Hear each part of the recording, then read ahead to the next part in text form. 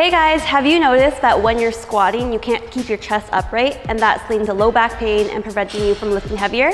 I'm Jerikka, physiotherapist from SNU Therapy, your fitness and therapy experts, and today I'm going to help you fix that issue. So oftentimes when people can't keep their chest upright during a squat, we often blame muscles like the hip flexors, the quad, the TFL, but we also have to look at the adductors because they do that motion as well. So when working on the adductors, you want to achieve two goals. First is flexibility and second is mobility. We often think it's the same thing, but it's actually not.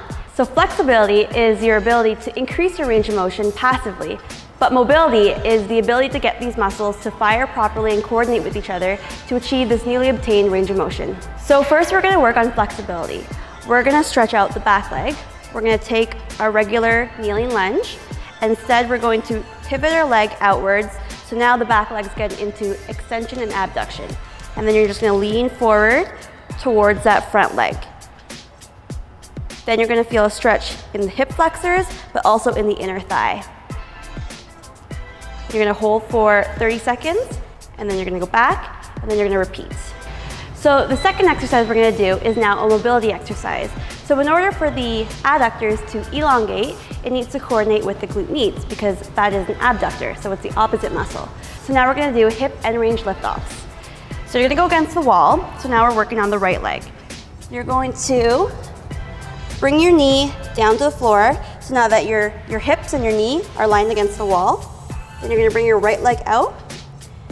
And it's going to be straight. You're going to lift that leg up and bring it back down.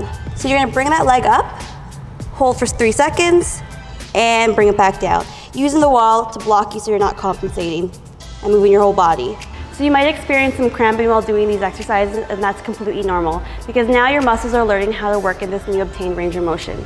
So the second mobility exercise is a sequence.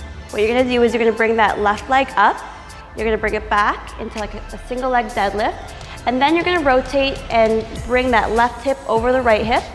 And what this is doing is this is firing those adductors while trying to get them to stabilize that right leg. And while you're in that airplane mode and turning to stack your left hip on top of the right, you can use a kettlebell to help with balance a little bit.